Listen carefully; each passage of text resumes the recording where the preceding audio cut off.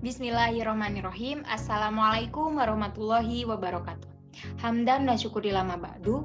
Puji syukur marilah kita panjatkan kehadirat Allah Subhanahu wa taala yang telah memberikan kita rahmat serta hidayahnya sehingga kita dapat berkumpul belajar melaksanakan pembelajaran kali ini dengan sehat walafiat. Amin ya rabbal alamin. Kami dari kelompok 6 kelas 4B yang beranggotakan Nanda Lutfi Yazid dan Nini Muzayana Rahmah akan menyampaikan sedikit tentang visualisasi dan solusi dari sel elektrokimia yaitu sel elektrolisis dan sel galvanik. Sebelum kita melaksanakan pembelajaran, alangkah kita baiknya untuk membaca basmalah bersama-sama. Bismillahirrahmanirrahim. Oke, yang selanjutnya yaitu dilakukan langsung saja ya pematerinya. Di sini kami menyediakan daftar pustaka di mana di sini itu terkait tentang materi-materi yang kami peroleh ya. Untuk teman-teman yang ingin membuka webnya silakan. Nah, untuk yang selanjutnya, untuk minggu kemarin kita sudah tahu dari teman-teman itu dari miskonsepsi ya. Nah, di sini kami mempunyai solusi dari miskonsepsi yang telah teman-teman minggu kemarin paparkan. Di sini yaitu ada instrumen three-tier multiple choice. Teknik three-tier multiple choice merupakan gabungan dari teknik two-tier dan teknik Century of Response Index atau CRI. Three-tier multiple choice merupakan salah satu jenis tes diagnostik yang digunakan untuk membedakan antara siswa yang kurang pengetahuan atau tidak paham dalam konsep pembelajaran itu dengan siswa yang mengalami miskonsepsi. Hal tersebut merupakan salah satu keunggulan dari instrumen ini, karena pada dasarnya dalam dunia pendidikan itu sangat penting untuk membedakan tingkatan pemahaman siswa, sehingga dapat dipilih metode pengajaran yang tepat dalam proses pembelajaran di kelas.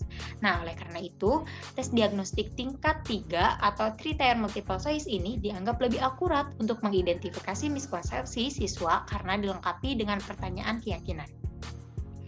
Nah, cara ini juga berfungsi mengetahui data awal letak miskonsepsi yang dialami siswa.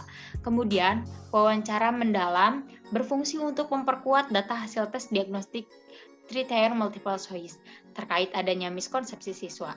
Penilaian analisis RPP digunakan untuk melengkapi data terkait miskonsepsi siswa dilihat dari model pembelajaran yang digunakan guru dalam penyampaian materi konsep redoks di kelas yang terkait dengan sel elektrolisis ini ya. Juga, penggunaan studi dokumentasi berfungsi untuk memperkuat data miskonsepsi dari tes diagnostik wawancara sehingga dapat digunakan sebagai bahan pertimbangan terkait penyebab timbulnya miskonsepsi siswa. Teknik uji validitas data keseluruhan menggunakan validasi isi. Untuk uji validitas soal tes diagnostik three-tier multiple choice ini menginginkan validasi isi dan reliabilitas soal. Perhitungan uji validitas isi instrumen tes three-tier multiple choice, wawancara mendalam, dan studi dokumentasi dilakukan dengan menggunakan formula Gregory. Dilanjut. Nah, di sini kita menyediakan visualisasi sel elektrolisis dan sel galvanik dari elektrokimia. Nah, di sini saya akan sedikit menerangkan tentang visualisasi dari sel elektrolisis. Nah, di sini yaitu kita menggunakan konsep elektrolisis ya. Dan tabel elektrolisis konsepnya itu elektrolisis larutan. Di sini ada makroskopik, submikroskopik dan ada simbolik. Untuk visualisasi makroskopiknya di sini itu terdiri dari 2 buah elektroda, masing-masing dihubungkan dengan kutub-kutub sumber arus dan dimasukkan ke dalam bejana yang berisi larutan elektrolit. Elektrolisis larutan garam NaCl menghasilkan gelembung gas H2 dan gelembung gas Cl2 di anoda. Perubahan warna larutan dari bening menjadi merah muda setelah diberi indikator phenolphthalein PP pada katoda. Nah, di sini terdapat link YouTube-nya oleh teman-teman bisa dibuka. Nah, berarti di sini itu kita menggunakan NaCl dan ada elektroda, terus ada yang elektrolisis ini ya, ada phenolphthalein atau indikator PP dan lain sebagainya. Nah, untuk submikroskopiknya, ion-ion yang bermuatan positif dan kation akan teroksidasi dan menempel pada elektroda yang digunakan pada katoda. Sedangkan ion-ion yang bermuatan negatif atau anion akan tereduksi pada anoda, sehingga elektroda yang diletakkan pada anoda mestinya tetap. Nah, di sini juga ada penjelasan dari gambar tersebut ya, bisa teman-teman lihat semuanya. Untuk yang selanjutnya itu ada simbolik. Nah, dalam simbolik ini, air dengan ion Na+ atau air memiliki red yang lebih besar dibandingkan ion Na+, ini berarti air lebih mudah tereduksi dibandingkan ion Na+. Spesies air bereaksi di katoda. Nilai ion Cl- dan air hampir sama, maka oksidasi ion Cl- lebih mudah dibandingkan oksidasi air. Spesies yang bereaksi di anoda adalah ion Cl-, katoda min. Di sini terdapat persamaan reaksinya ya, oleh teman-teman bisa dilihat. Nah, di bawah juga ada reaksi selnya. Hasil dari reaksi selnya itu ada juga. Lalu di bawah itu terdapat link YouTube-nya, dan juga ada gambarnya ya, gambar animasi dari visualisasi sel elektrolisis ini. Oke, dilanjut.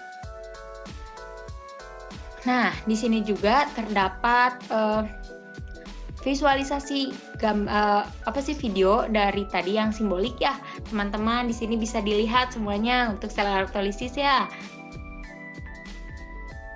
Kita bisa putar, lalu kita bisa lihat bagaimana proses terjadinya sel elektrolisis dalam animasinya.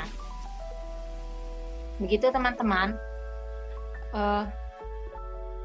Mungkin cukup sekian dari saya, yaitu dari sel elektrolisis. Untuk materi sel Galvani akan disampaikan oleh teman saya, yaitu Nanda Lutfiazid. Kepadanya dipersilahkan. Baik, terima kasih kepada saudari Nining yang telah menjelaskan visualisasi representasi sel elektrokimia, yaitu sel elektrolisis. Nah, elektrokimia selanjutnya yaitu adalah sel Galvani. Saya akan menjelaskan visualisasi representasi tentang sel Galvani. Nah, untuk konsepnya sendiri yaitu adalah sel Galvani atau menggunakan jembatan garam. Kemudian pada makroskopiknya, mari kita cermati gambar berikut ini. Nah, pada gambar berikut, logam pada anoda terlihat menipis. Adanya endapan pada bagian katoda. Kemudian seiring berjalannya reaksi, besaran energi listrik tertera pada voltmeter.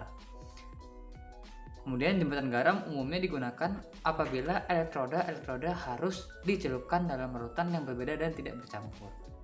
Nah, kemudian yaitu pada visualisasi submikroskopiknya, mari kita perhatikan gambar berikut ini. Nah, perpindahan elektron dari anoda kelebihan muatan negatif menuju katoda kekurangan muatan negatif. Nah, untuk segi submikroskopiknya seperti itu. Untuk lebih jelasnya, mari kita lihat video berikut ini. The two solutions are connected by a porous sodium chloride salt bridge that prevents the two solutions from mixing but allows ions to migrate. Attaching the cell shows that electrons flow from zinc to copper.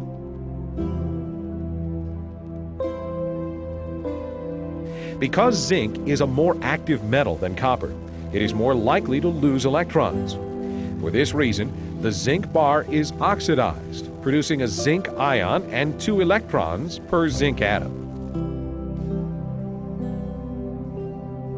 The copper ions in solution gain 2 electrons and are reduced to copper metal. As the reaction continues, excess positive zinc ions build up in the zinc solution. At the same time, the loss of copper ions from the copper sulfate solution creates an excess of negative sulfate ions. Kemudian pada tingkat simboliknya, yaitu pada anoda terjadi reaksi oksidasi. Logam Zn akan melepaskan elektron dan berubah membentuk ion Zn2+. Nah, ini adalah salah satu contohnya ya. Kemudian bergabung dalam larutan ZnSO4. Elektron mengalir dari elektroda Zn ke elektroda Cu di katoda. Kemudian ion Cu2+ dalam larutan CuSO4 menerima elektron dan ion tersebut berubah membentuk endapan logam Cu. Reaksi oksidasinya yaitu Zn, jadi Zn2+ plus 2 elektron, 2 emin. Kemudian reaksi reduksi Cu2+ tambah 2 emin menghasilkan Cu. Kemudian reaksi bersih pada selnya yaitu Zn tambah Cu2+ ditambah Zn2+ tambah Cu. Kemudian notasi C selnya yaitu Zn, Zn2+, Cu2+, dan Cu. Nah, untuk lebih jelasnya mari kita simak video berikut ini. Rangkaian sel volta terdiri dari elektrolit, anoda dan katoda yang dihubungkan dengan voltmeter oleh kawat konduktor, serta jembatan garam yang berfungsi menjaga kenetralan muatan listrik pada larutan. Sebagai contoh, pada anoda kita gunakan logam seng dalam larutan seng sulfat, dan pada katode kita gunakan logam tembaga pada larutan tembaga sulfat. Dalam larutannya, ZnSO4 akan terurai menjadi ion Zn2+ dan SO4 2-, sedangkan CuSO4 akan terurai menjadi Cu2+ dan SO4 2-. Reaksi yang terjadi di anode adalah Zn menjadi ion Zn2+ dengan melepas 2 elektron. Dari pelepasan elektron dalam reaksi ini dapat kita ketahui bahwa reaksi ini merupakan reaksi oksidasi. Elektron yang dihasilkan pada proses oksidasi di anode lalu menuju ke katode yang kemudian ditangkap oleh ion Cu2+, sehingga pada katode terjadi reaksi Cu2+ ditambah 2 elektron menjadi Cu, yang merupakan reaksi reduksi. Dari setengah reaksi oksidasi dan reduksi yang terjadi pada anode dan katode, kemudian dapat kita jumlahkan.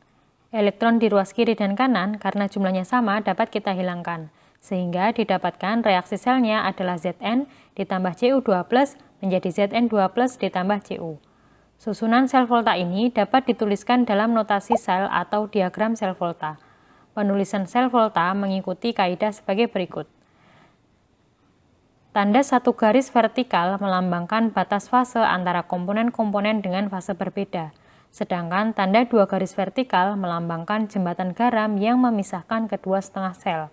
Pada contoh ini, maka notasi selnya dapat dituliskan Zn, 1 garis vertikal, Zn2+, 2 garis vertikal, Cu2+, 1 garis vertikal, dan Cu. Nah, mungkin cukup sekian yang dapat kami sampaikan. Terima kasih telah menyimak sampai habis. Mohon maaf bila ada kata yang salah ataupun salah pengucapan karena kami masih dalam tahap belajar. Sekian dan wassalamualaikum warahmatullahi wabarakatuh.